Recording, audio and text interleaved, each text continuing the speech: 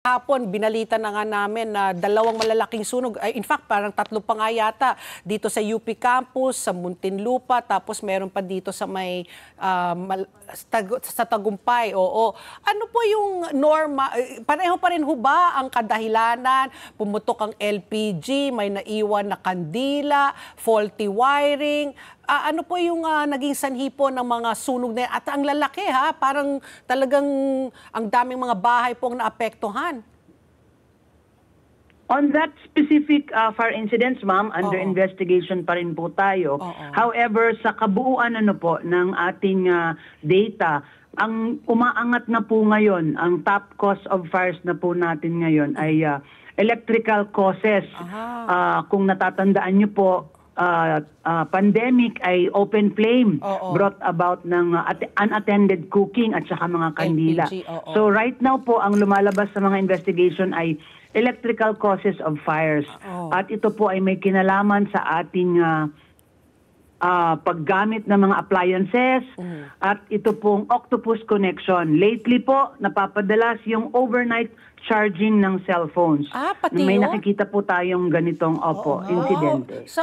Lalo na siguro pag yung peke-peke, yung hindi yung kasi merong mga chargers na hindi rin di ba? Oo, na hindi yan yung original. Genuine, di ba? Yung hindi original. Oo. So ano pa yun? Maski na sa cellphone lang, di ba ang cellphone, it emits yung pag nagcha-charge, konting kuryente lang naman yon. Bakit po nagiging sanhi yun ng sunog?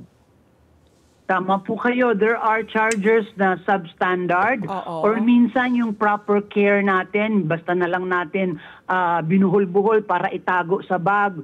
Pero minsan hindi natin napapansin yung end po niya sa kanyang plug or sa kabilang end naman yung sinasaksak natin sa cellphone. Nagkakaroon ng breakage at yun nga po kapag sa tagal ng pag-charge, dumadaloy ang kuryente, nagkakaroon na ng spark na dadamay na yung kama dahil madalas nasa tabi ng kama nakalapag. Flammable or sa mga notebook, ganun po. Kapag pinatong mo sa yung nagcha-charge ka overnight ng cellphone mo, tapos pinatong mo sa flammable, yung maaring to catch fire kaagad. Alam mo, personal na experience ko dyan, yung iniiwan na electric fan. Kabuti na lang yung sa amin, sa balkonahe namin at nangyari ng 3 p.m. So gising kaming lahat, may tao, hindi tulog. Tapos yung wall fan namin, na one of the best brands, Patpi, nag-overheat.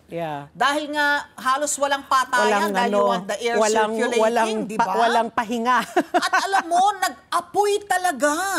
Hindi yung kamo yung, di ba usually may may sasabog, tapos i-unplug mo. Ito talaga nakita namin umaapoy. So talaga yung kahalagahan din, what stopped the fire is fire extinguisher. Alam naman natin, Miss Annalie, na ito ay may kamahalan din at hindi po lahat ng mga households can afford a fire extinguisher. So, kung hindi mo carry na magkaroon ng fire extinguisher, paalala lang, baka yung yung sa amin, nagamit na namin, kailangan namin i-refill. So ngayon, kung wala kang kakayahan na makabili ng fire extinguisher, ano ba dapat yung ginawa ng kapag gano'n na meron ka ng nakitang apoy na nag-uumpisa? Kaya nga po, ma'am, ang gusto nating itatak sa isip ng mga kababayan natin, proactive tayo dapat. I-assure po talaga natin na responsible tayo sa paggamit ng mga appliances like what happened po kay na Ma'am Ali.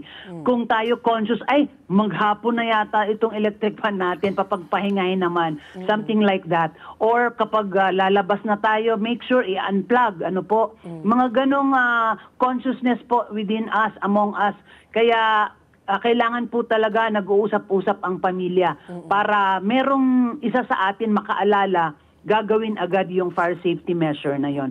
In the event na meron na nga po, ganyan, umapoy na, right away, i-switch off nyo po yung source ng kuryente natin, which is yung pinaka-switch box, i-off po agad yun. Again, we go back. Yes, dapat po nag-uusap-usap nga para meron ding isa na nakakaalam kung saan yung circuit breaker na yon, i-switch off, papaano gawin. At kung hindi na nga po kayanin, itawag na po agad sa 911 bago pa lumaki. Let's get together. Sa Net 25. Sa Net 25.